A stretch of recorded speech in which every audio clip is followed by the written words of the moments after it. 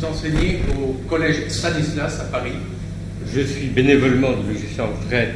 Je fais un cours d'éducation religieuse au collège Stanislas à Paris, qui est un collège pas trop progressiste, ça va. Mais mon boulot avant, c'était d'être professeur à l'université Paris 5 et d'enseigner à des psychologues les rapports entre cerveau et comportement. Voilà. Professeur, vous avez la parole. Vous êtes plus nombreux qu'à Saint-Nicolas, donc vous êtes une des clés de la démocratie. Merci d'être venu. Je vais parler essentiellement de la décadence de la famille, mais sous un angle particulier. Je suis désolé qu'il y a presque plus de femmes que d'hommes ce soir, mais je vais parler du drame qui survient quant à l'image paternelle. Alors, bien sûr, cela ne veut pas dire que la mère ne soit pas importante. Cela ne veut pas dire que, je dirais jusqu'à une date récente, les femmes aient toujours été meilleures que les hommes, parce que malheureusement, dans certains domaines, ça change.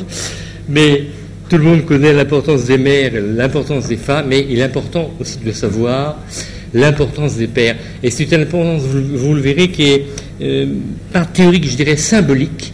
Et après tout, Dieu qui est autant justice que tendresse, s'est révélé comme étant un Dieu Père. Quelque part, bien sûr, il a dû non pas réfléchir, mais il savait qu'il devait, pour notre psychisme et notre affectivité, se présenter ainsi. Et on va voir que finalement, justement, dans le camp de l'ennemi, chez les psychanalystes et chez les psychologues, eh bien, on trouve de multiples arguments, car on a montré effectivement que le père a un rôle tout à fait essentiel. Alors, il est certain que, bon, si on prenait une analogie, c'est vrai que dans une famille, la mère, c'est beaucoup.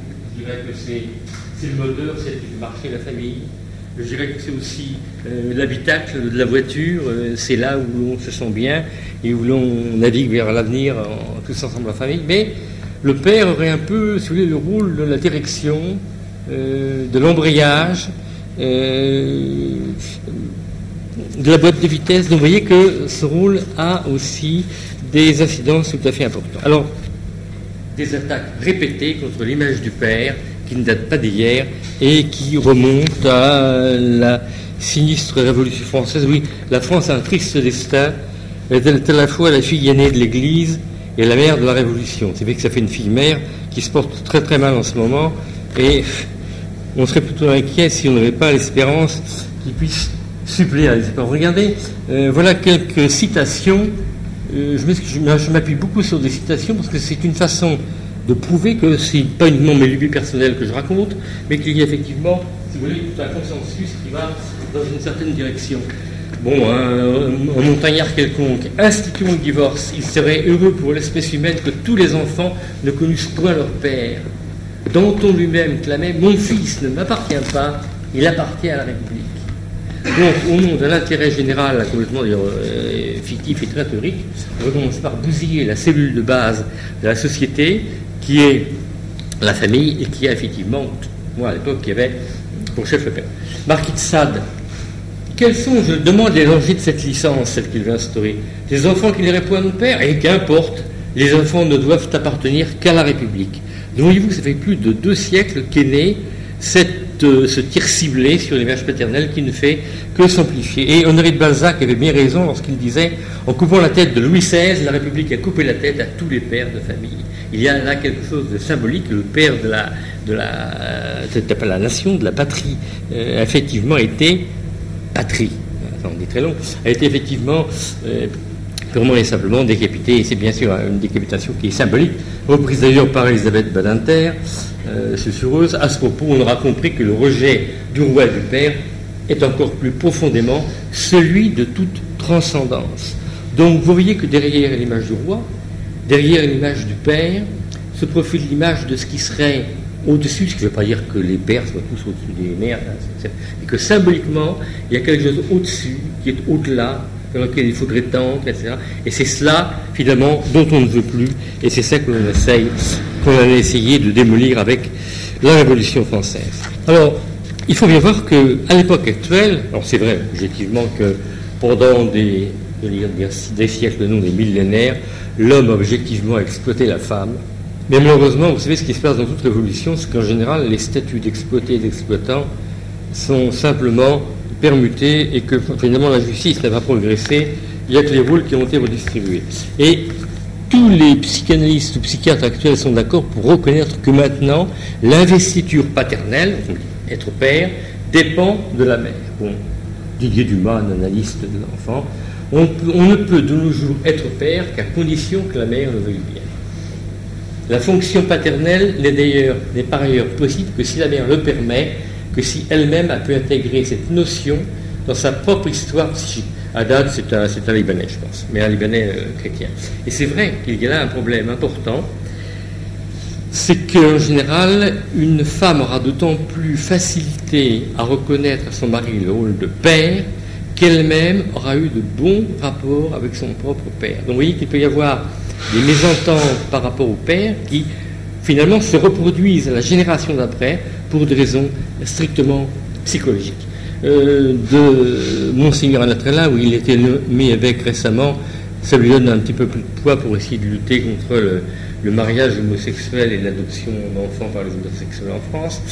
Bien, les femmes reprochent aux hommes de ne pas jouer leur rôle de père, alors que, plus ou moins consciemment, elles se sont arrangées pour ne pas leur laisser la place qui leur convient.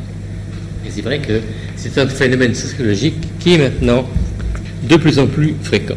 Alors, non seulement, bien sûr, il y a peut-être des responsabilités féminines, mais tout ça, c'est un phénomène de société très très général. Et au fond, c'est de la société que dépend l'investiture paternelle. Boris Cyrulnik, un psychiatre qui écrit des bouquins d'éthologie intéressants. Le père n'a de l'autorité que si on lui en donne la permission. Sinon, c'est un tyran, effectivement. Depuis mai 68, tous ceux qui veulent exercer la moindre autorité risquent très facilement de passer pour machistes, tyrans, fascistes. Enfin, je vais avoir aussi toute une kyrielle de qualificatifs dont on se sert à mauvais escient chez nous. Bon. Sinon, c'est un tyran. Il faut qu'autour de lui, sa femme, oui, la société aussi, dise à l'enfant: c'est ton père, il a le droit de dire la loi. En général, la femme le dit plus ou moins, la mère le dit plus ou moins, et la société dit ouvertement le contraire. Vous savez, dès 1968, là, il y avait des petites gonzelles qui défilaient avec des écriteaux « Papa pue ». Mais elles ne se rendaient pas compte qu'inconsciemment, ce qu'elles visaient, ce n'était pas seulement leur propre père, c'était le père de leurs futurs enfants. Bon, rares enfants d'ailleurs, avec la contraception. Là où il exerce encore son autorité, le père est immédiatement soupçonné de n'avoir en tête que sa propre jouissance, on suspecte d'y penser à ses propres intérêts. À partir de la deuxième partie de ce siècle, chaque incarnation du pouvoir devient suspecte. Donc ça, c'est un psychiatre, un psychanalyste. La plupart des psychanalystes sont un peu tordus et la plupart propagent effectivement des doctrines contraires à la morale chrétienne. Quelques-uns, rares, apportent des éléments intéressants, récupérables et ne sont pas pervers. Le mari a accepté de se voir dessaisi de certaines de ses anciennes fonctions maritales et paternelles par son concurrent le plus dangereux, l'État-providence. Je ne sais pas comment ça se passe en Suisse, mais en France c'est très simple. Maintenant, statistiquement, ce sont beaucoup plus les femmes que les hommes qui demandent le divorce, qu'à ça tienne, avec le salaire en tant que mère célibataire, la location, le fric du mari, elle n'en a plus besoin, et comme le dit Bégin dans un autre passage, finalement, le principal rival du mari, c'est très souvent l'État, l'État-providence, au moins tel qu'il existe en France. Il est certain que dans un tel contexte, le père ne sait plus trop quelle attitude jouer, et très souvent il va adopter des statuts ambigus. Le père va jouer le rôle de grand frère, voire de mère bis. Et là encore, ce sont uniquement des psychiatres et des psychanalystes qui n'ont pas pour but forcément le maintien de la famille traditionnelle qui s'expriment. C'est le modèle des papapoules qui prévaut. Non pas un père, mais plutôt un grand frère. Le père est tout simplement infantilisé. L'homme est vécu comme un grand enfant, comme un grand frère, mais certainement pas comme un père. Le nouveau père apparu dans les années 70 n'est plus le pater familias. Père et enfant deviennent frères. Daldo Naouri, qui écrit un bouquin très intéressant, c'est un Libanais aussi, lui, je crois, oui. À peine la mère vient-elle à manquer, un peu à son rejeton, que le nouveau père prend le relais, devenant ainsi une deuxième mère, et si longtemps à la limite, nous allons vers un monde où le père de toujours, en tant que concept, n'existera plus.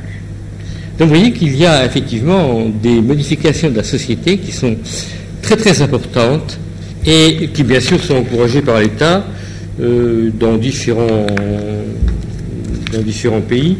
Là, j'ai deux exemples qui vous montrent comment... Vous savez, il y a un moyen très simple pour subvertir des concepts. On commence généralement par changer les mots. Lorsque vous voyez un nouveau mot apparaître, méfiez-vous, ce mot est tellement piégé, derrière, il y a automatiquement une bombe sociale à retardement qui est placée. Alors, exemple de cette subversion des mots, de Xavier Lacroix, qui lui est un philosophe chrétien, qui constate un travail obstiné à l'heure actuellement sur le vocabulaire. On dilue le sens des mots père et mère, par exemple, en distinguant la mère biologique et la mère sociale, avec les mères porteuses. Mais c'est pareil pour la fonction paternelle. Donc certaines femmes pourraient avoir une fonction paternelle. Lorsque par exemple on dit que deux femmes lesbiennes conçoivent ensemble un enfant, alors, bien sûr avec tous les succès d'années et des sexes, avec les fameux genders, qui sont aussi variés que les couleurs de l'arc-en-ciel. C'est pour ça que le drapeau des homosexuels, c'est justement l'arc-en-ciel. C'est qu'effectivement on peut aller d'une valeur à son extrême, mais à condition d'accepter d'avoir de toutes les couleurs, évidemment. Et là, heureusement, c'est pas passé, mais ça finira par passer. Ça a été refusé de José Luis Zapatero, qui est le nouveau Premier ministre espagnol, qui est un grand ami des gays. Il avait proposé un arrêté, le 33-2006, l'expression père sera remplacée par celle de progéniteur A et l'expression mère par celle de progéniteur B. Évidemment, en cas de mariage homosexuel, maintenant, c'est plus gênant, il y a un progéniteur A, progéniteur B, et avec ça on peut faire n'importe quoi. Et vraiment, alors non, justement, on ne veut pas faire n'importe quoi, on veut faire le contraire de la famille, de toujours celle qui a fonctionné, qui a permis le développement de la civilisation, et entre autres, de la civilisation chrétienne. Alors, cette image paternelle est non seulement dégradée, subvertie, dans les mots, mais elle est aussi par ce que l'on appelle, entre guillemets, l'intelligentsia, ceux qui se prennent pour des intellectuels de demain, elle est carrément vomie. Alors ça monte là très loin. Charles Fourier, qui était un utopiste, n'est-ce pas, du début du XIXe siècle, il avait à la fois inventé le familistère, mais il avait aussi inventé la sexualité de groupe. Mon système social a l'avantage de neutraliser l'influence des pères, qui ne peuvent que retarder et pervertir l'enfant. Donc pour Fourier, eh bien, le père ne peut que pervertir l'enfant. On avait actuellement des hommes politiques, je pense à Saint Bridel, qui se recommandent ouvertement de la philosophie de Charles Fourier. Paul Federn, un analyste de la première vague, contemporain de Freud, la famille, il est vrai qu'il était communiste en plus, la famille constitue le plus grand obstacle à une victoire durable des soviets. Il faut donc une société sans père. Donc les soviets eux-mêmes savaient très très bien que le père était un obstacle au bouleversement, au renversement de la société qu'ils voulaient opérer, et c'était encore en cours jusqu'à une date très très récente, puisque les pères n'avaient pas le droit d'assister à l'accouchement de leur femme, à la naissance de leur bébé, sous prétexte théoriquement d'hygiène. En fait, dans les projets initiaux du Soviet, l'hygiène de la santé du peuple venait en 46e position, on s'en foutait éperdument d'ailleurs, et même encore dans les années 70, il était courant qu'une femme venant d'accoucher reste dans des linges souillés pendant 3 jours, donc ça vous donne un peu une idée de l'hygiène qui régnait dans les maternités soviétiques, qui effectivement à l'époque avaient un taux de mortalité infantile qui était un des plus bas du monde et le plus bas d'Europe.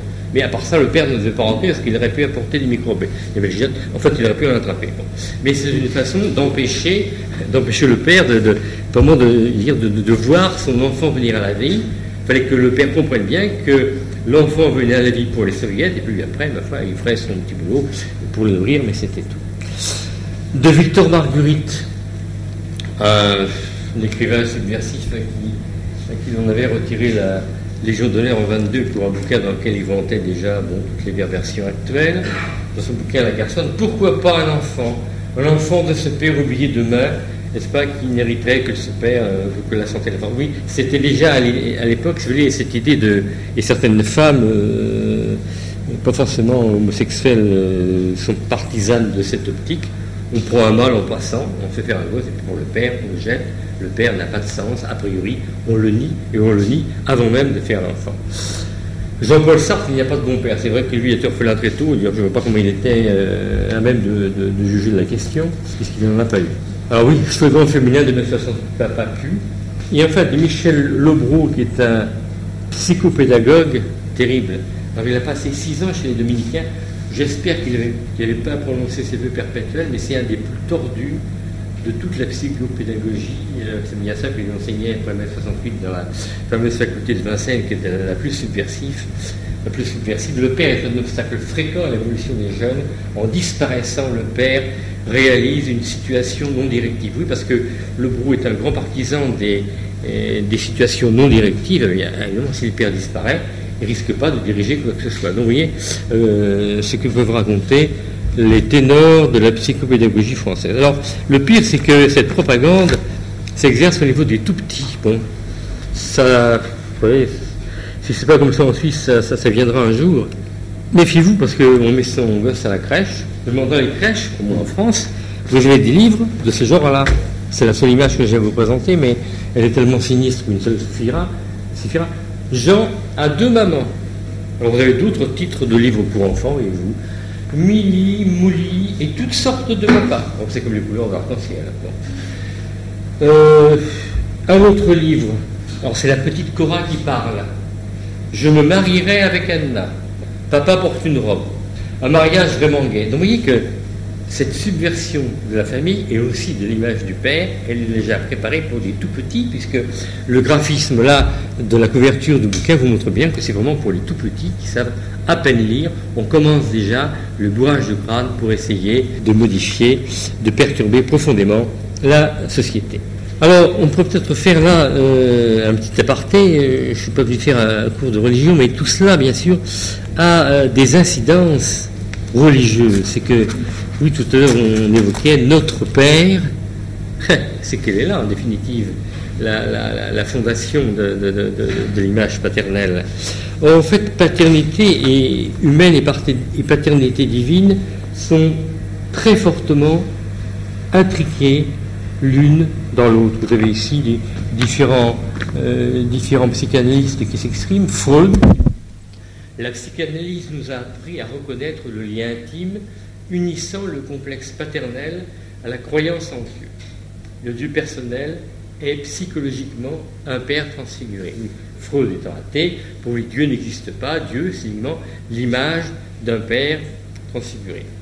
Mais en fait, Viktor Frankl, à noter que Viktor Frankl est un psychanalyste qui était certainement presque aussi doué que Freud, puisqu'à 16 ans, Freud publiait déjà certains de ses articles de son canard. Et Frankl a quand même un gros tort pour notre époque, c'est que c'est un psychanalyste spiritualiste, il est juif, je ne sais pas s'il est pratiquant, mais enfin c'est un juif croyant, et pour lui, il estime même que ce qui forme les névroses, c'est pas tellement les problèmes sexuels de volonté de puissance, mais c'est avant tout le fait de ne pas avoir de sens à sa vie. Et dans ses bouquins, il explicite très très bien que avoir un sens à sa vie, pour la plupart des personnes, implique d'avoir une croyance en Dieu. Et Frankl, justement, renverse le problème. Ce n'est pas le Père, l'archétype de la divinité, comme le dit Freud, c'est le contraire. C'est au contraire Dieu qui est l'archétype de toute paternité. Autrement dit, si la religion se porte mal, eh bien, sur cette planète, la paternité dans toutes les familles ne pourra que mal se porter. Verreg, que l'on a déjà vu tout à l'heure, qui est un contemporain belge, chaque père concret puise son pouvoir dans la croyance collective en un Dieu Père originaire. Vous voyez qu'en fait, il y a donc bien une corrélation entre la paternité de Dieu et le statut du Père dans chacune de nos familles. D'ailleurs, c'est plus qu'un voisinage, cette parenté qu'il y a entre les deux, c'est aussi une parenté de risque, parce que très souvent, ce sont les mêmes cibles. Et ce qui s'attaque à l'un s'attaque à l'autre, et réciproquement. Freud, nous voyons comment des jeunes gens perdent la foi au moment même où le prestige de l'autorité paternelle pour eux s'écroule. Alors évidemment, vous voyez donc qu'il y a aussi ce feedback, cette rétroaction dans ce sens-là. À chaque fois que dans une famille, l'image du père est gommée, amoindrie, effacée, c'est une probabilité de moins pour que la croyance en Dieu puisse continuer à perdurer. Elisabeth Badinter, il le dit clairement, si l'humanité a voulu se débarrasser de Dieu, c'est avant tout parce qu'elle voyait en lui le symbole du Père, là encore, deux cibles communes en fait qui n'en forment qu'une, et d'Albert Jacquard. Je ne sais pas si ces bouquins... Alors, vous avez un Jacquard en Suisse qui est toxique, mais ce n'est pas celui-là. Ça, c'est un généticien qui a le culot de se faire passer vaguement pour crypto-chrétien, qui a écrit un bouquin qui s'appelle Dieu, point d'interrogation, qui est une sommité enfin bon, c'est atroce. Et le pire, c'est que dans la plus grande librairie catholique de Paris, la Procure, ils avaient trouvé moyen dans leur catalogue de faire une réclame en faveur de Jacquard. Alors j'ai mis un mot du directeur. Il dit, ah oui, je suis bien d'accord avec vous, que ça doit être mon libraire qui s'est laissé abuser. Mais en fait, il va avoir un trotskiste comme libraire, il ne le sait pas. Bon. Mais Dieu, invention humaine dont je dois me débarrasser. Tuer le Père, c'est d'abord tuer Dieu le Père. Mais le pire, c'est qu'il y a donc des catholiques un peu progressistes, même beaucoup, qui s'imaginent qu'Albert Jacquard est un compagnon de route, alors qu'en fait, sur les listes électorales, c'est un compagnon de route du Parti communiste. Enfin, ils ont des yeux, ils ne voient pas. Bon. Alors, le problème, c'est que, effectivement, il y a bien un risque de déni du Père dans la catholicité. Julien Cheverny est un sociologue, en fait, c'est un fonctionnaire qui a écrit un bouquin sous un pseudonyme, mais qui faisait il y a déjà une vingtaine d'années cette réflexion dans un de ses bouquins. Pour trop de chrétiens, le christianisme est-il autre chose qu'un fraternalisme, le grand mythe social, si vous voulez, qui du fils serait fait un frère et qui du père désormais ne ferait plus rien. Je trouve que cette phrase est extrêmement pertinente et qu'elle résume effectivement bien des risques actuels pour la religion catholique. Alors, de Van Munster, qui était secrétaire de la conférence épiscopale hollandaise en 80, c'est dire donc qu'il est assez orienté dans le sens du progressisme, vu la Hollande, mais il note « Un courant de pensée modifie sensiblement toutes les mentalités par le déplacement d'un Dieu vu comme Père transcendant vers un Dieu vu comme Mère immanente. » Alors ça, effectivement, c'est aussi une des dérives flagrantes chez beaucoup de catholiques. Et Denzo Bianchi, qui a formé une communauté œcuménique en Italie, je ne peux rien dire de la validité de sa communauté, mais cette phrase-là est bonne, donc je l'ai retenue. Ce qui menace le christianisme et que l'on trouve empire dans les spiritualités du New Age est une religion fusionnelle et narcissique, thérapeutique et maternante. Les chrétiens appellent Dieu notre Père, la fonction paternelle implique la séparation avec la mère, elle représente l'altérité. Et justement, ceci que l'on devrait assurer, eh bien, on ne l'assure plus à cause de cette recherche d'une religion qui soit thérapeutique et maternante, mais qui finalement nous coupe un petit peu de l'altérité absolue que Dieu représente aussi. Pour Dieu, c'est à la fois, bien sûr, l'infinie proximité et l'infinie altérité, mais ça, notre pauvre cervelle ne risque pas de le digérer. Alors, si vous voulez, ça, là, on va faire un petit aparté. Il se trouve que le bon Dieu a mis dans notre cerveau deux régions différentes, l'une qui gère tout ce qui a trait au plaisir et l'autre qui gère tout ce qui a trait au déplaisir. On parle même parfois de punition. Et c'est très marrant parce que chez l'homme ça marche un peu et chez le rat très bien. Si on stimule l'un et l'autre de ces régions, l'animal croit vivre une punition, on croit vivre un plaisir. Donc il y a cette balance entre plaisir, punition et aussi exigence. Or, bien évidemment, les exigences de la vie, ne serait-ce que pour survivre, et a fortiori les exigences morales, demandent de dépasser le principe du plaisir et donc de s'affliger des choses qui ne sont pas toujours très très faciles, très réjouissantes. Eh bien, je pense que la fonction de la Sainte Vierge, et bien sûr tout le monde la connaît, mais pour moi elle en a une, enfin pas de plus, mais qui va peut-être de soi pour beaucoup, c'est que Dieu ne pouvait pas manifester toute sa tendresse, je dirais en quelque sorte tout seul, parce qu'il faut que notre pauvre cervelle intègre à la fois quelqu'un qui est la justice suprême, l'exigence suprême, l'autorité suprême, et en même temps la tendresse suprême. Et ça ne colle pas très bien. Et c'est donc pour ça que dans les familles humaines, il y a la mère qui représente surtout la tendresse, mais parfois aussi l'autorité, et le père surtout l'autorité, mais aussi de la tendresse. Eh bien, je trouve que c'est très heureux que, en quelque sorte, la Sainte Vierge puisse représenter toute la tendresse maternelle de Dieu, sans que l'on soit pour autant obligé de projeter sur Dieu, qui est un Dieu Père, justement, ces fameuses fonctions maternantes qui, quelque part, altèrent, si vous voulez, je ne dirais pas sa dignité, mais quelque part altèrent son autorité.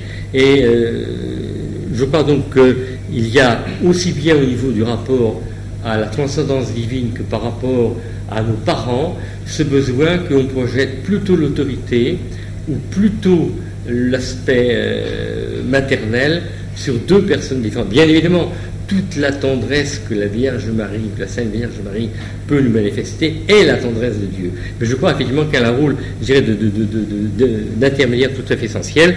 Et je crois que dans la famille, c'est pareil.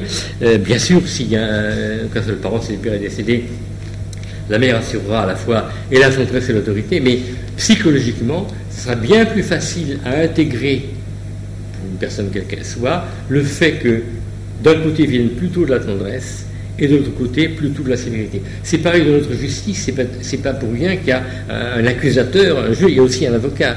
Et il y a toujours cette dualité. Et vous savez, lorsque l'on veut penser simultanément l'infinie justice et l'infinie miséricorde de Dieu, on n'y arrive pas. Dieu, c'est transcendant. Eh bien là, c'est un peu pareil. Dans une famille humaine, ça se passera plus facilement si les exigences viennent d'une personne surtout, et si tout ce qui est rassurant, tout ce qui est tendresse, vient plutôt de l'autre personne. Bien sûr, ça ne veut pas dire que le père n'aime pas ses enfants autant que la mère, ça ne veut pas dire que la mère n'ait pas autant de rigueur morale que le père, mais pour l'enfant, c'est plus facile de s'orienter, en quelque sorte, dans un petit peu comme il y a un pôle nord, il y a un pôle sud, ça fait un champ, et dans ce champ, une boussole peut s'orienter, et le jeune aussi pourra s'orienter plus facilement. Alors maintenant, venons-en à tout ce que la psychologie a décrit comme étant les fonctions essentielles propres au rôle paternel.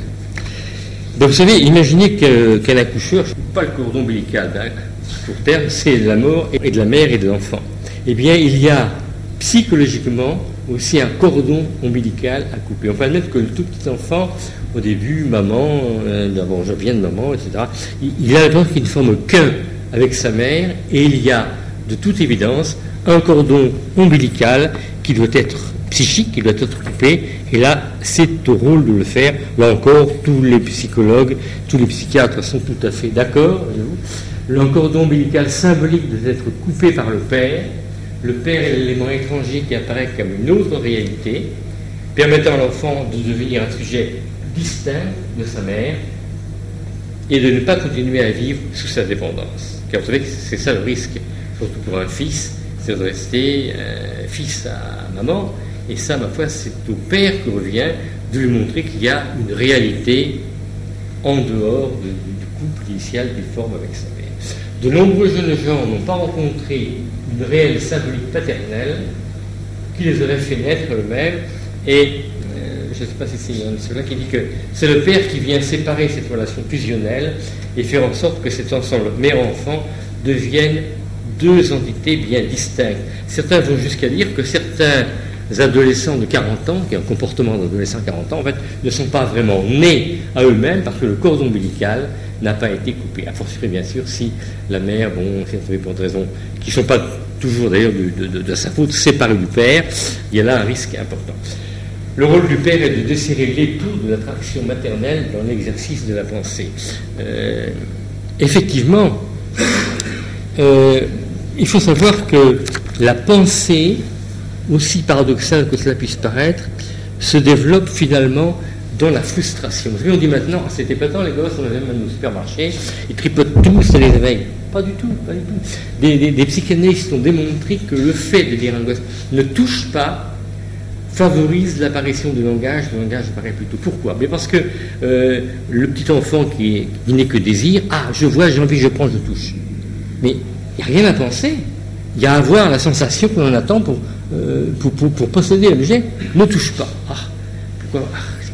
Et ça l'oblige à s'inventer finalement l'image symbolique de l'objet, et c'est ça qui met en place et le langage, tout le monde qui l'accélère, qui met en place et le langage et la fonction symbolique. Donc on voit que des interdits, en fait, sont frustrants, certes, mais ne sont pas des mutilations que l'on impose à l'enfant, c'est au contraire quelque chose qui va lui permettre de développer une pensée véritable et surtout de développer un retrait possible par rapport au monde. Vous avez des tas de jeunes évidemment qui collent au monde, si je dis au monde immédiat, comme la peinture colle au mur, ils n'ont aucun recul, et faute de recul bien sûr, ils ne peuvent pas se faire une idée de ce qu'est le monde réellement et de ce qu'eux-mêmes sont réellement par rapport au monde. Donc le père doit séparer l'enfant symboliquement pour lui montrer qu'il y a autre chose au-delà de la sécurité immédiate fournie par maman. Et, très important, le père aussi introduit l'enfant dans le temps. Alors le temps, vous voyez bien quelle est l'importance du temps. Le temps, c'est quoi? Eh bien, c'est se rendre compte que je fais quelque chose maintenant et cela aura des conséquences plus tard. Le temps, bien le temps, c'est aussi la promesse possible, c'est les engagements, c'est la prévision. Alors, deux citations là.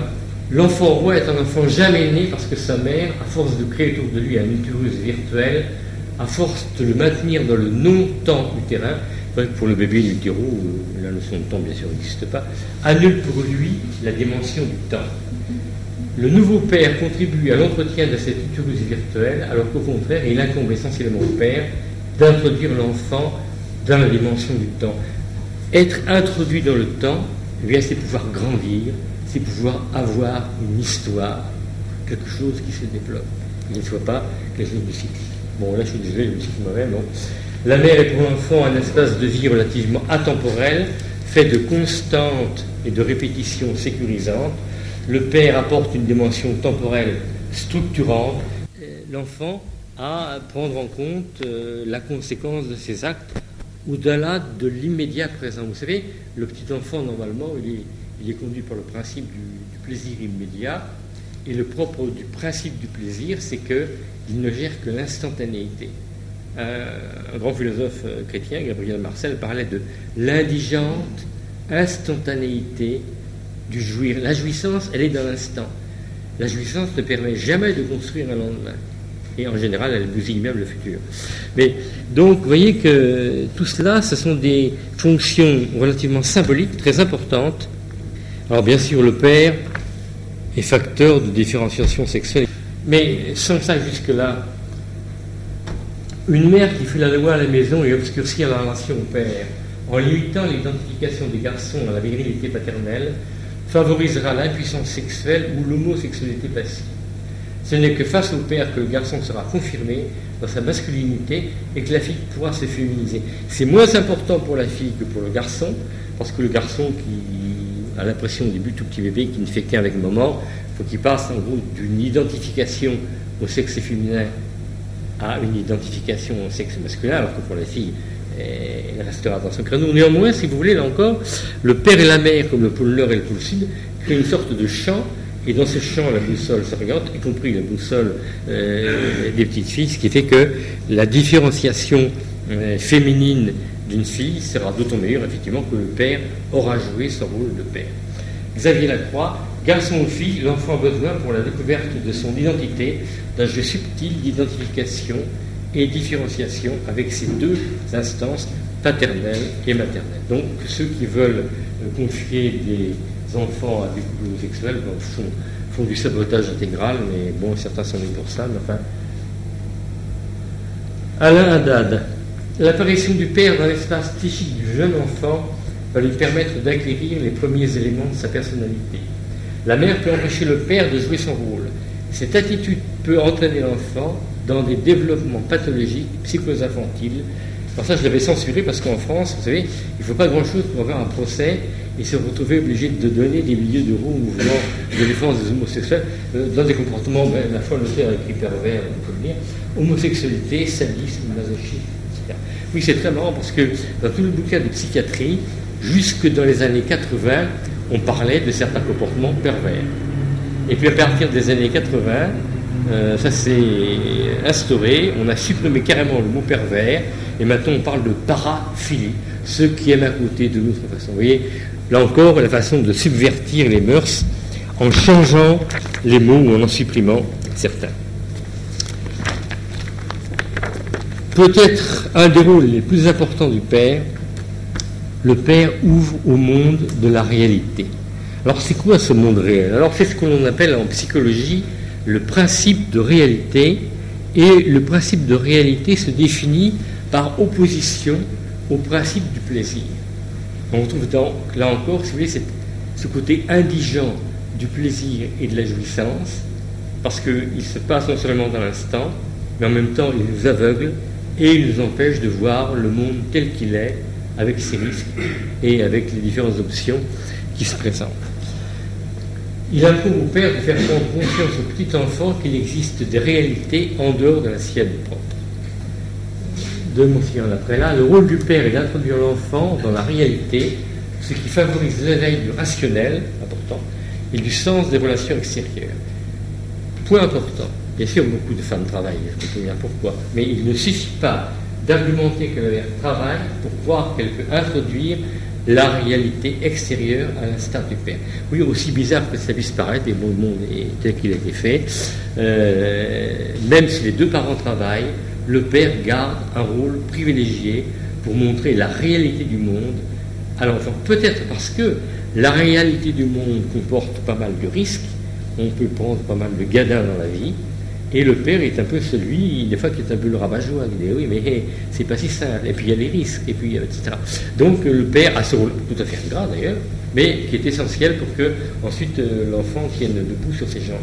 Le matriarcat social et éducatif actuel débouche sur une perte de contact avec la réalité et sur la confusion entre virtuel et réel.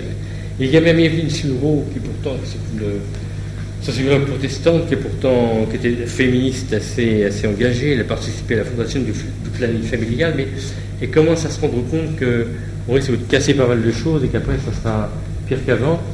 Le père est l'intermédiaire entre le foyer et le monde. Son métier est un métier d'éducateur. Il fait comprendre les rouages de la cité, le jeu de la civilisation. Là, c'est la réalité sociale, on en parlera. Mais ce qui est important, c'est qu'à une époque où les jeux vidéo plongent carrément les enfants dans le virtuel pendant une bonne partie de la journée, le rôle de l'insertion dans le réel, du principe de réalité, est de plus en plus important. Ça atteint des fois des critères tout à fait incroyables. Il y avait des gosses qui s'amusaient à jouer, à traverser un autoroute en courant. Défi. Parenthèse, je ne sais pas si j'en parlerai après, mais je le dis pendant que j'y pense. Vous avez remarqué que maintenant, du canyoning au saut à l'élastique, etc., les jeunes aiment bien prendre plus de risques qu'ils n'en prenaient autrefois. Ce n'est pas qu'ils soient plus courageux, c'est qu'en fait, ce que recherchent les jeunes dans ces actions risquées, qu'on appelle les comportements ordaliques, qui peuvent être aussi des comportements de pure délinquance, c'est jusqu'où est-ce que je peux aller. Et autrefois, chaque jeune savait jusqu'où il pouvait aller parce que son père lui avait dit. Toi tu peux faire ci, toi tu peux faire ça. Bon, c'était parfois peut-être un peu autoritaire, c'était parfois peut-être à côté de la plaque, mais il avait eu un référentiel extérieur qu'il respectait et qui lui disait tu peux faire ci, tu peux faire ça. Maintenant, ils ne savent pas ce qu'ils peuvent et ce qu'ils peuvent faire. Alors ils essayent, et certains se plantent. Et justement, donc ces gamins s'amusaient à traverser l'autoroute, puis il y en a qui a été tué. Et un de ses collègues, enfin, c'est pas grave, il a encore deux vies. À force de jouer aux jeux vidéo, il s'imaginait qu'un être humain, on fait clic quelque part, je ne sais pas où, et sans doute on recommence à zéro et on commence à vivre. Alors, vous voyez donc l'importance de ce principe de réalité dans un monde qui est envahi complètement par le virtuel.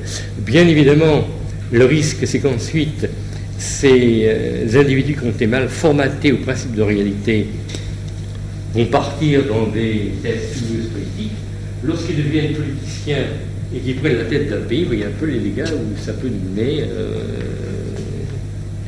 évidemment. Oui, ça c'est... Il suffit d'ouvrir les journaux pour voir des propositions complètement aberrantes. Alors, autre fonction très importante, le père introduit la fonction symbolique chez l'enfant. Vous savez ce que c'est la fonction symbolique? C'est non seulement le langage, mais c'est la capacité, finalement, d'évoquer ce qui n'est pas présent comme étant présent, parce que je peux m'en faire une représentation dans ma tête. Autrement dit, c'est toute la pensée réflexive, c'est toute l'intériorité qui peut se développer, toute la pensée abstraite. Bon, alors, le père donne accès au monde symbolique en se situant entre la mère et l'enfant.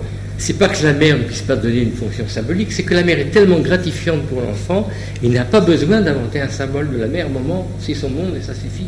Il faut quelque part couper ce court-circuit pour qu'il puisse aller s'intéresser à autre chose au-delà. Il lui permet ainsi d'écrire son autonomie psychique et de se réaliser comme sujet.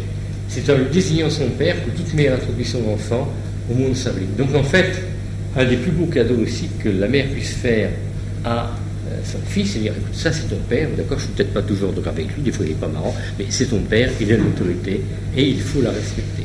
Et ce faisant, elle rend grand service d'abord à son enfant et aussi éventuellement au père. Alain Haddad. Dans cette espèce créée par l'apparition du père vont émerger les différentes formes d'expression symbolique, le langage tout particulièrement, et permettre au jeune enfant de maintenir ce lien indispensable avec la mère. Parce que c'est là un très beau rapport de couple, une autre façon de faire un enfant à long terme, c'est qu'en lui désignant son père, le père va lui donner la fonction symbolique, ceci va accélérer l'apparition du langage, mais ensuite le langage lui-même, c'est la mère qui passe la plupart de son temps avec l'enfant, qui va le développer et qui va en profiter la première. Donc vraiment, le langage chez l'enfant se fait vraiment à deux, avec le père et avec la mère. Alors bien sûr, oui, ça je l'ai déjà évoqué, le père désigne les contraintes et tout particulièrement les contraintes de la vie en société. Le père vient délivrer l'enfant du sentiment de toute puissance. Et oui, il y a quelque chose qui est bien étudié chez les enfants, surtout chez les enfants gâtés, et trop gâtés souvent par leur maman. Il y a un délire de toute puissance. Vous savez, c'est le genre d'enfant qui dit bon, tu vas aller à l'école, tu vas être sage. Oh, je dois être sage. Mais la maîtresse va te monter et te mettra, je sais pas, au coin. Si ça existe. Ah ben moi, je mettrai la maîtresse au coin. Oui, à ce moment-là, les gendarmes viendront. Mais moi, je mettrai les gendarmes en prison. Donc, c'est fréquent de voir chez des enfants gâtés ce qu'on appelle des délires, des fantasmes de toute puissance. L'enfant se croit vraiment tout puissant.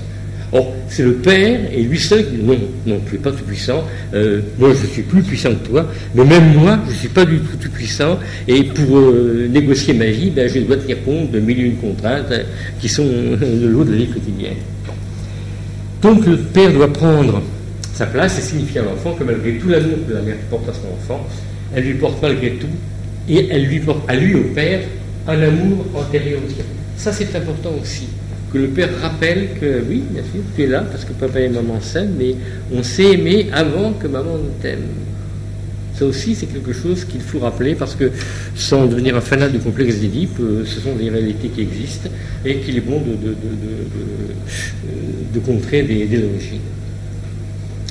Le rôle du père va aussi lui permettre d'intégrer les limites de ses désirs et de créer les premiers signes de sociabilité. Alors, vous comprenez bien que si le rôle du père est en vrille, les limites, la sociabilité, tout ça ne sera plus respecté. Donc vous avez là la moitié de l'explication de la délinquance des jeunes dans tout le milieu occidental. Là où l'image du père s'effondre, la délinquance ne peut que croître. C'est du père que l'enfant apprend à respecter la société.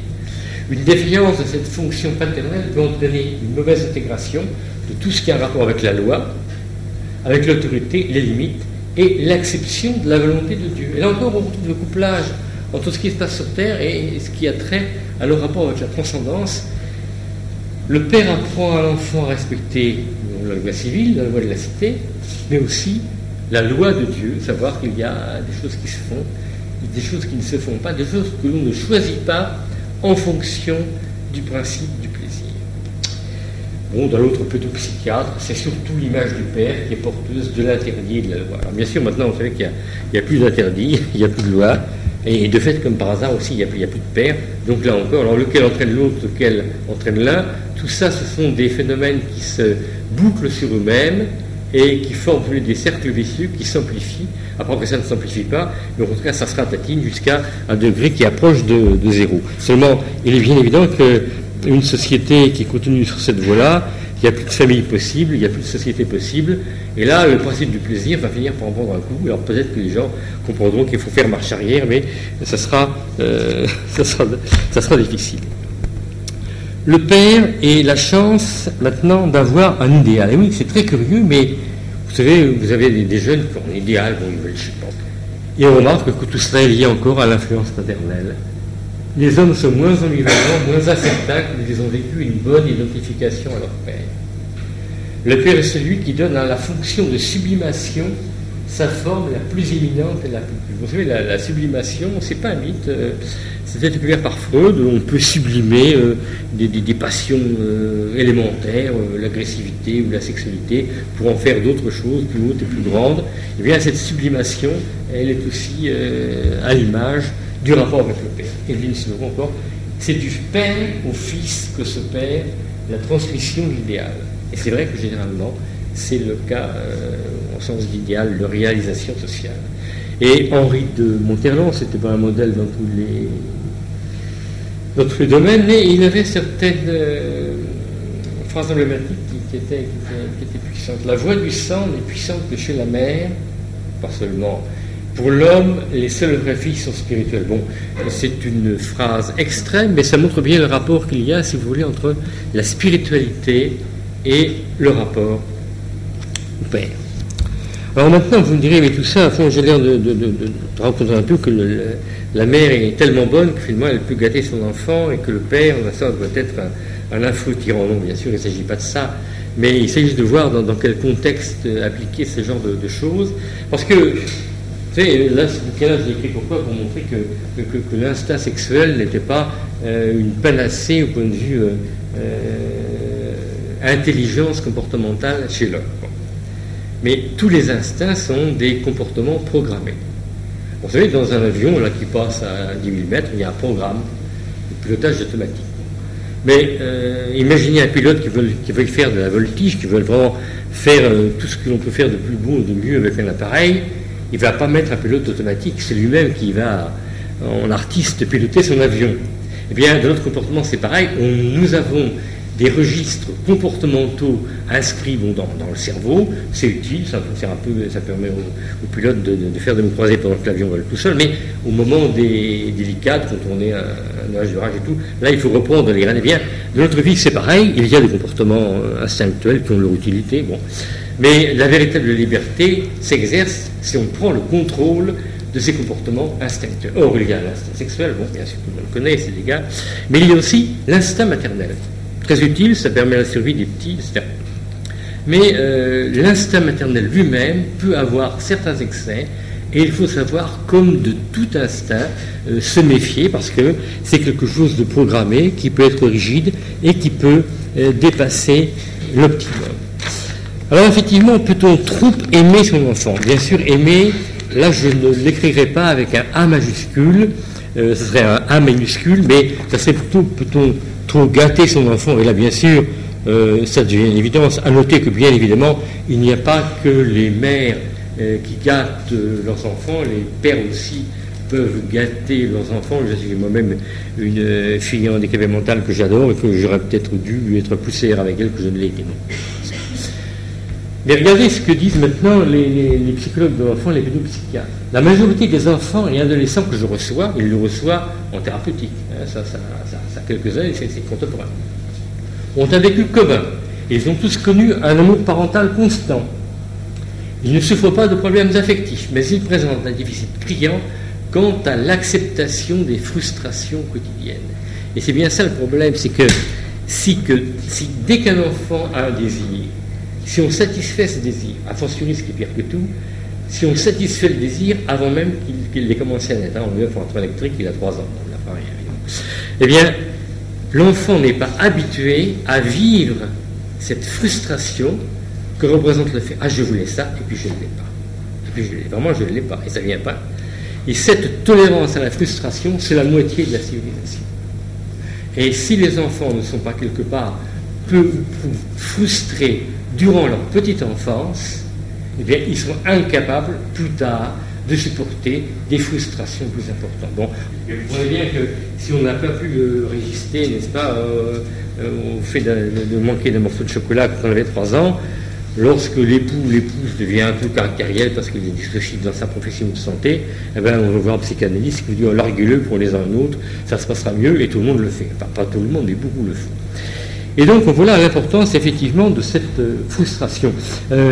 Pour vous donner un exemple, vous avez effectivement des psychanalystes, des pédagogues qui déraillent complètement. Je donnais un jour 2 grands-mères dans le train qui se plaignaient parce que le petit-fils de l'une d'elles était élevé un peu bizarrement.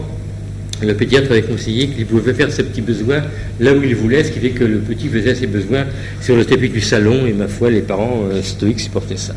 Eh bien, on a comparé 2 lots d'enfants. Alors, il ne s'agit pas de les brimer. Les uns qui sont élevés d'une façon extrêmement laxiste au niveau de la propreté et qui sont nourris à la demande. Dès que le bébé blanc, une tétine, enfin plutôt le biberon ou le sucre de pain. Et d'autres qui sont nourris à heure fixe et pour lesquels, sans être des parents tyranniques, on a une exigence réelle de propreté. Et puis on les reprend 20 ans après. Et c'est très curieux de voir que des choses aussi infimes, on peut avoir autant d'incidents, on se rend compte que leur capacité à se fixer des buts où il faut se dépasser, leur capacité de relever des idéaux difficiles est directement en fonction du mode d'éducation. Ceux qui ont été élevés pour la propreté et nourris à la demande d'une façon laxiste, oui, ils cherchent un petit boulot pour être peinards dans la vie, et l'autre, ils vont carrément, les autres vont décider de créer une entreprise, enfin, des gens qui veulent se dépasser, ils se fixent des buts qui sont, c'est très simple, c'est que, qu'est-ce que c'est au fond que se fixer un but difficile dans la vie? Ça veut dire soit faire des études très longtemps, avant d'avoir un salaire honnête, ou bien prendre des métiers à risque, etc. Et tout ça veut dire que pendant des années, on va vivre des choses difficiles, frustrantes, et puis la récompense, elle viendra plus tard. Pourquoi? Parce que justement on a une bonne gestion du temps et qu'on a assez confiance en soi pour croire que plus tard, oui, je réussirai à y arriver. Et on part dans cette direction et on y arrive. Les autres, non, justement, le temps, là, le futur, ils ont peur, etc. Et puis, oui, c'est alors pendant 3 ans, 4 ans, 5 ans, et ils sont incapables de faire le saut. Ils ne peuvent pas accepter ce que l'on appelle la gratification différée. Ils veulent des récompenses tout de suite. Donc, ils ne se lanceront pas dans des aventures économiques, sociales, scientifiques, sportives, difficiles. Il leur faudra des trucs peinards qui soient rentables tout de suite. Donc, vous voyez qu'il est important, même si ça fait parfois mal au cœur aux parents, de frustrer, mais tout bébé, les enfants, si on veut que plus tard, ils aient du ressort face aux difficultés dans la vie et qu'ils aient en plus une certaine consistance qui leur permette de relever donc des défis difficiles.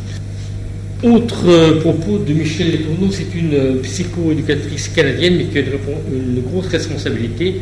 Elle s'occupe pratiquement d'un tout qui gère tous les gosses à problème au Canada. Bon, il y en a aussi autant que chez nous. Et voilà ce qu'elle dit de ses enfants. Ils sont convaincus de trouver autant d'amour gratuit à l'école ou dans l'environnement social qu'ils en ont reçu des parents. Ben non, rappelez-vous, lorsque vous êtes rentré dans votre boulot, le patron, il ne vous traitait pas comme maman. Le patron, c'était le patron. Eux s'attendent à ce que le patron les traite comme maman. Et non, ça va pas. Lorsqu'ils font face à des adultes qui doivent les éduquer, ce sont ceux-ci, les adultes, qui sont jugés violents et irrespectueux à leur égard. Ils se sentent constamment agressés, et en retour, qu'est-ce qu'ils font? Ils sont agressifs à l'égard du patron, qui l'évite bien sûr dans les 48 heures, après son boulot, ils ne comprennent pas pourquoi. Donc là, il y a là vraiment un drame économique, social, tout ce qu'on veut. Vous avez vu tout le cirque qu'ont fait tous les jeunes là, quand on va faire un contrat en France. Bon, je ne sais pas ce que valait ce contrat, mais enfin, peu importe. Mais c'est ça, ils ne supportent pas que rentrer dans la vie active comporte des contraintes qui ne sont plus du tout le confort de l'enfance ou de l'adolescence avec maman qui veille à tout et papa aussi, c'est souvent quand vous êtes. Donc voilà donc des difficultés là qui se traduisent tout au long de la vie. Romain Gary écrit un progressiste pessimiste, mais qui constate, qui a en un mot résumé le fait, avec l'amour maternel, la vie fait une promesse qu'elle ne tient pas. C'est vrai qu'il faut bien savoir que les hommes se rendent compte un jour que, oui, ils auront peut-être du mal à trouver quelqu'un qui les aimera autant que leur mère. Alors, est-ce que la mère elle-même ne doit pas, quelque part, je ne dirais pas modérer son amour, mais l'éveiller au fait que ça ne sera pas toujours comme cela, très, très, très certainement, parce que sinon, ça risque de faire des malheureux et des agressés à vie.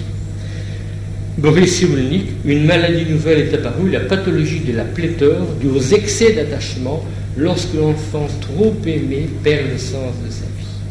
Voyez-vous donc que trop d'amour peut conduire un enfant jusqu'à perdre le sens de sa vie. Il ne sait plus s'orienter, il ne sait plus affronter le lendemain, il ne sait plus affronter les difficultés. Et là, il y a quelque chose, c'est curieux, mais j'ai remarqué dans la plupart des comportements, oui, une péché originelle derrière tout ça, mais lorsqu'il faudrait se retrouver en équilibre, on passe notre temps à basculer d'un côté, ou à basculer de l'autre. Et c'est vrai que quand on regarde quels étaient les rapports aux parents-enfants, il y a un siècle, il faut bien reconnaître que les gosses étaient élevés extrêmement durement parfois. Mais le pire, c'est que ça, là, produisait moins de dégâts. Il y a un psychiatre judéo-américain, Erickson, qui a étudié les séquelles sur des enfants de deux types d'éducation, soit l'éducation trop sévère, presque pas brutale physiquement, mais dure, et l'éducation au contraire très laxiste. Dans les deux cas, il y a des dégâts. Mais les dégâts sont pires avec l'éducation laxiste qu'avec l'éducation très sévère. D'ailleurs, en définitive, vous savez, prenez la génération de vos grands-parents, c'est ce type d'éducation qu'ils ont vécu.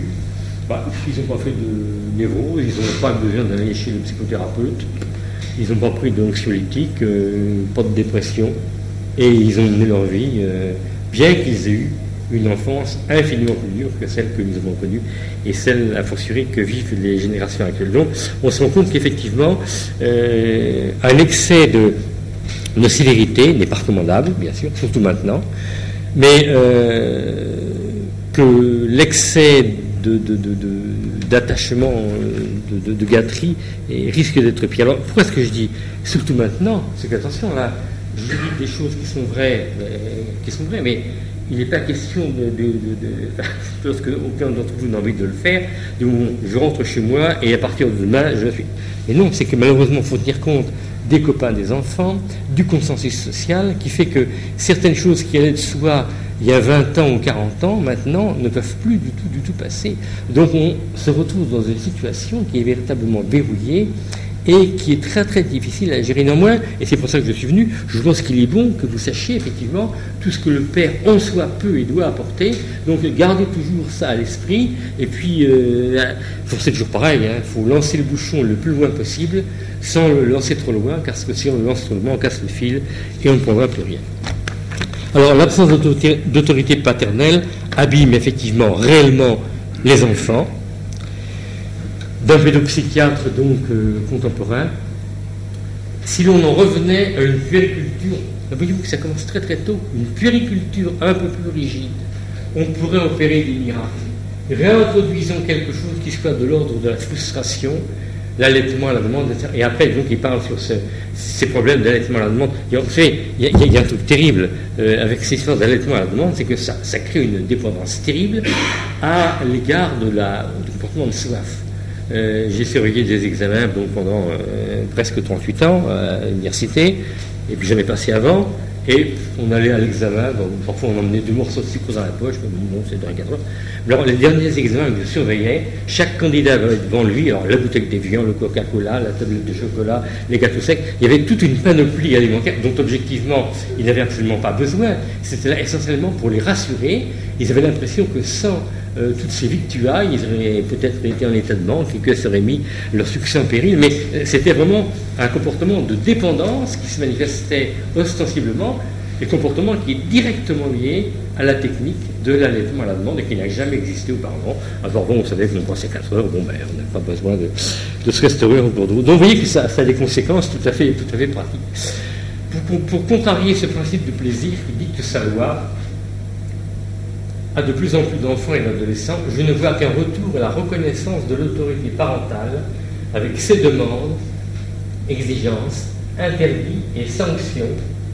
L'adolescence ne fait qu'exacerber ce qui l'attend depuis la toute petite enfance, donc qui dit bébé gâté dira adolescent extrêmement difficile.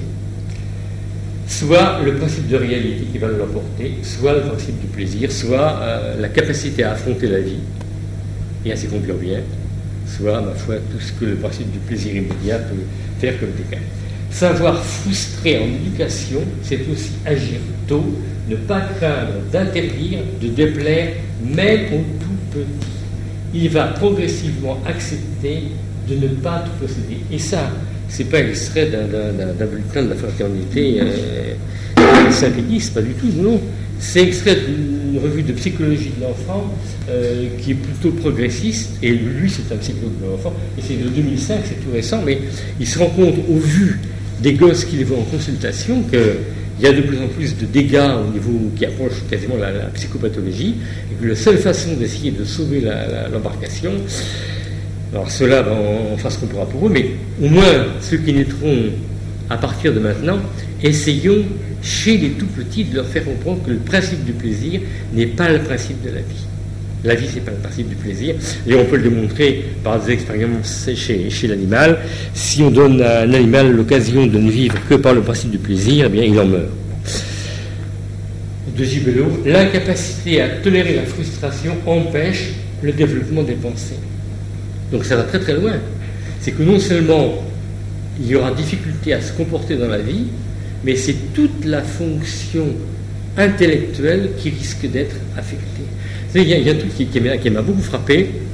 Il y a un bouquin qui paraît tous les 8 ans en France, qui s'appelle Les valeurs des Français, c'est fait par des psychologues de premier plan, et généralement à la fin du bouquin, après avoir fait des tas d'enquêtes, des tas de sondages dans toutes les directions, eh bien les psychologues, les sociologues plutôt, ou les psychosociologues, dégagent différents types, si vous voulez, des grandes lignes de pensée. En même temps, il y aura, je crois, le conservateur, le libéral anarchiste, le poète, etc., en fonction des réponses qu'ils ont données aux différentes questions. Eh bien, dans la dernière édition, qui est, je crois, de 2000, autour de 2004, nous sommes désolés, mais nous n'avons pas pu cette fois faire ressortir les grandes tendances d'options, parce que les réponses partent dans tous les sens, c'est un profil archiviste, et on n'arrive plus à trouver des catégories de personnes qui répondraient automatiquement dans une telle direction à une question, vu qu'elles ont répondu à telle autre question dans la même direction. Donc on trouve maintenant, on a en France, mais ça reste chez vous, méfiez-vous, que chez n'importe qui, on peut trouver n'importe quelle pensée cohabitant avec une autre pensée qui en soi, logiquement et théoriquement, complètement incompatible. Alors ça, bien sûr, c'est plus qu'un phénomène de psychologie, c'est un phénomène de société. Ça veut dire que l'intériorité humaine est en train de se désagréger. Et bien sûr, s'il n'y a pas d'intériorité structurée avec des grands choix de valeurs et des grandes priorités, oui, tout à l'heure je parlais, le père introduit l'enfant dans le temps, mais le temps, c'est aussi donner à l'enfant l'impression d'urgence, l'impression de hiérarchie des priorités. Qu'est-ce qu'il faut faire en premier? Et ça mène automatiquement aussi, bien sûr, à la hiérarchie des valeurs. Donc, si l'intériorité se casse la figure, eh bien l'intériorité déstructurée ne peut plus accepter une spiritualité structurée. Donc c'est automatiquement la religion qui elle aussi se casse la figure. Vous voyez que tout ça, ça a des conséquences épouvantables. Bon. Alors, ce qui est quand même très beau, c'est que certains de ces enfants éduqués de cette façon, devenus adultes, s'en plaignent. Natacha Polony, journaliste au Nouvel Observateur et Marianne, donc là encore, c'est pas la droite traditionnelle. Nous avons dilapidé l'héritage et refusé de transmettre les valeurs et les codes qui faisaient la civilisation. L'incapacité à dire le réel, donc défaillance des pères, à le classifier, rend vulnérable, prisonnier du monde et réduit aux dimensions d'un leurre l'esprit critique dont ils sont pourtant si fiers. Et réduit aux dimensions d'un leurre l'esprit critique. Il faut un code pour pouvoir se révolter. C'est-à-dire que cette journaliste, plutôt à l'art de gauche, se rend compte qu'ils n'ont même plus de code assez cohérent pour que leur révolte soit une révolte structurée, voulant déstructurer quelque chose de précis. Ça ressemble beaucoup plus à une colère infantile où on tape du pied, mais finalement, c'est pas structurable parce qu'il n'y a pas de cadre qui permettrait de structurer la révolte. Bon, alors, et alors l'autre, quand même, qui est dans un journal un peu plus à droite, quoique le Figaro est de plus en plus à gauche, bon, nous sommes les fils sans père de cette génération qui a rompu le lien avec le passé, refusant de transmettre. Nous, les trentenaires, avons conscience que nous avons manqué de père, mais, dit-il, les nouvelles générations n'ont même plus les armes culturelles pour se rendre compte qu'elles auraient pu en avoir un. Donc, on risque de passer de générations qui se rendent compte que, oui, il y a eu, parfois aussi par la faute des pères qui ont démissionné, ne l'auront pas, qu'ils ont manqué d'appui, de tuteur, quelque chose de s'accrocher, de solide. Mais le pire, c'est que les derniers nés, là, ils se rendent même plus compte qu'ils sont malades. Et bon, enfin, là, c'est pas du tout péjoratif dans mon esprit, mais il y a là effectivement quelque chose pour certains qui risque d'être dramatique. Et effectivement, alors, les risques. Mais les risques, ils sont à la fois de deux côtés, et du côté de la pathologie, au sens clinique du terme, et du côté de la tyrannie, au sens politique du terme. Bon. D'abord de Paul Verhaeghe. Les adolescents de 40 ans ne font plus exception. Une nouvelle catégorie psychiatrique intitulée borderline, c'est-à-dire des gens qui sont sur le bord du précipice, On ne sait jamais quand est-ce qu'ils vont faire une décompensation. Ils vont passer de la névrose à la psychose, il faudra les interner. N'est autre que celle des patients adultes fonctionnant à un niveau antérieur à l'impact de la fonction paternelle. Donc, ce sont des adultes pour l'état civil, mais ils fonctionnent au fond comme des enfants de 3 ans. Et à propos, alors il fait un jeu de mots là de ces groupes de pères, parce qu'évidemment, comme la famille se disjoint, on cherche le semblable, donc on forme des bandes de jeunes, donc ça occupe. Groupe de pères, c'est-à-dire des groupes dépourvus de pères, donc il fait un rapport entre le fait que les jeunes ont besoin de vivre en bande, pour trouver une sorte de structure, donc, qui est ce qu'elle est, c'est souvent la loi de la jungle, la loi de la rue, mais qui remplace la loi des pères qui n'a pas été transmise. Elle représente donc l'aspiration à un point d'ancrage solide, fait de l'homme contemporain, l'hystérique par excellence. C'est vachement dur, mais il y a quand même de cela. Et vous là qui parle, c'est même de borderline, là, l'hystérique. La perte d'une autorité paternelle naturelle a pour effet le départ groupé des fils à la recherche d'une réelle autorité. Alors ça, c'est quelque chose de très curieux, mais les fils qui ont été privés de père, ça se voit très bien. Bon, par exemple, chez certains enfants de mères célibataires, bon, maintenant on en parle plus volontiers, donc la mère peut expliquer ce qui s'est passé, mais autrefois, la mère ne disait rien, et l'enfant avait un père qui était mythique. Et très souvent, ces enfants sans père s'inventent un père qui a été un homme politique très puissant, un prince. Donc ils fantasment en général la puissance d'un père théorique, et c'est très bon pour eux, car à défaut d'avoir un père véritable, ils s'inventent un père qui sait, enfin très vaguement, des référentiels. Et là, ce qu'il parle du départ du groupe des fils à la recherche d'une autorité, eh bien c'est qu'effectivement, tous ces fils qui n'ont pas connu réellement une autorité paternelle, à vie, ils seront tentés d'aller rechercher une autorité, qui peut être celle d'un gourou dans une secte, qui peut être aussi celle d'un fureur quelconque dans un parti politique.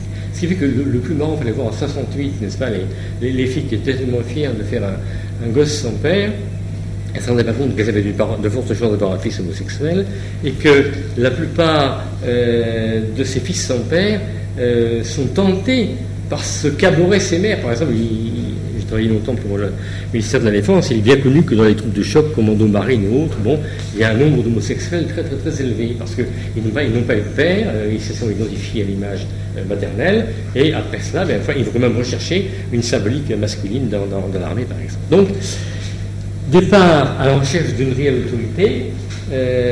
Alors bien sûr, on peut aussi là, imaginer ce qui peut se passer en France avec tous ces jeunes de banlieue, n'est-ce pas, pour qui le père ne voit plus rien, parce qu'ils ne pensent que c'est qu'importable. Mais bien sûr, n'importe quel groupe pourrait les mener à Dieu sait quoi. Bernard Gibelot, à conclusion de l'étude d'enfants coupés de leur père, ils sont, note-t-il, conformistes, avec des intérêts intellectuels et culturels modestes, et nombre d'entre eux sont agressifs et deviennent des militants fanatiques et bornés. C'est vrai qu'on ne peut pas imputer, n'est-ce pas, à l'homosexualité d'avoir un rapport avec le nazisme, mais il ne faut pas oublier quand même que tous les SA étaient fortement marqués par cette tendance, et ce qui fait d'ailleurs qu'à l'époque, la presse communiste identifiait directement, ce qui était bien sûr tout à fait exagéré, le nazisme et l'homosexualité. Mais très souvent, effectivement, je connais le cas, j'ai une amie qui était à la fac, qui a divorcé, qui bien sûr a dit pique-pendre à son fils du père, et plus vite l'image du père, bien sûr, il s'est identifié à l'image de la mère. Alors bien sûr, et c'est pas pour jeter la pierre aux homosexuels qui là sont souvent victimes d'une situation qu'ils n'ont pas inventée, mais il y avait un rapport effectivement entre, je connaissais même un psychiatre qui disait, bon c'était peut-être un peu exagéré, je ne connais pas un seul homosexuel qui a eu un rapport positif avec son père. Donc si une mère ne souhaite pas avoir de fils homosexuel, bien qu'elle laisse le père jouer tout ce rôle d'identification dans la famille. Et puis enfin, pour terminer, parce que je ne veux pas vous fatiguer, je parle vite et c'est assez dense, même des gens qui sont tout à fait en dehors de nos milieux de pensée se rendent compte qu'il y a des trucs qui ne vont pas. Et vous savez que Régis Debray, c'est l'ancien guerrier rose qui avait été se battre aux côtés du Shah en Amérique du Sud, c'est aussi le conseiller de M. Mitterrand, et beaucoup plus que le conseiller de Madame, passons, enfin, il n'est pas idiot, et il a mis de l'eau dans son vin, et ce qu'il dit là, et c'est tout récent, 2006 est tout à fait sensée. La pacification des mœurs repose en définitive sur le renoncement à nos satisfactions infantiles. Or, pacifier les mœurs, c'est à la fois aussi bien éviter les guerres qu'avoir des villes où les voitures ne vont pas toutes les nuits. Et pour ça, il faut commencer à savoir éduquer les enfants. La recherche effrénée par les individus, dès leur plus jeune âge, du plaisir maximal, ne peut que déboucher sur un ensauvagement général. Donc c'est bel et bien la civilisation qui est en péril derrière toute cette affaire-là. Là où défaille l'autorité, ne triomphe que la loi du plus fort. Et on retrouve là le désir aussi de certains jeunes qui n'ont pas connu l'autorité de reformer des groupes de pression, des groupes de puissance, où là l'autorité peut réapparaître, mais d'une façon qui n'aura plus rien à voir avec la civilisation. C'est pour ça que lorsque je parle de tout ça aux jeunes que j'ai là au collège Stanislas, je dis mais oui, peut-être que certains d'entre vous se plaignent d'avoir un père qui est embêtant, il dit même un autre mot. Il dit bien écoutez, pour l'instant, oui, certainement, ça vous déplaît, mais probablement, avant 20 ans, vous vous en féliciterez, mais pour l'instant, bien sûr, vous n'êtes pas encore à même de le voir. Donc, voyez-vous, alors, je ne voudrais surtout pas que toutes les mères qui sont là comprennent que j'ai voulu minimiser le rôle maternel ou le stigmatiser, mais c'est vrai qu'on est passé d'un machisme patriarcal qui était un peu abusif à son inverse, et ça c'est dû essentiellement à la pilule qui donne à la femme une liberté sexuelle telle qu'en fait c'est elle maintenant qui décide de ce qui se passe dans la famille, et dans ce cas-là l'image du père elle est effacée, et vous voyez qu'effacer l'image du père c'est beaucoup plus que permettre l'émancipation féminine, c'est mettre carrément toute la civilisation, et particulièrement la civilisation chrétienne, en danger. Voilà ce que je voulais vous dire ce soir. Merci.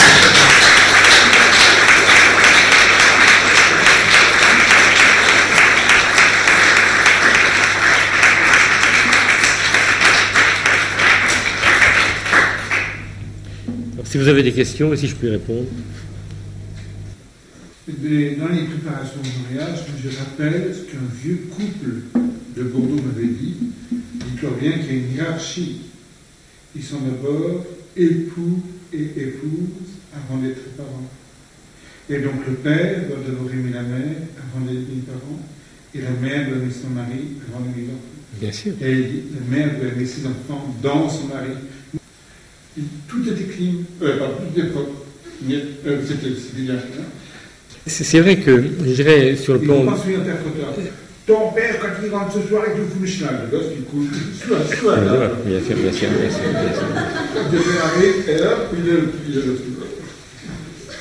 Mais c'est vrai que pour une mère, c'est plus facile d'aimer ses enfants d'aimer son mari. Et je crois même qu'au niveau inconscient, le rapport de la mère aux enfants est beaucoup plus fort que le rapport au conjoint. Il y a là une donnée de la nature dont il faut tenir compte. Mais... Le père doit montrer l'image avec son enfant.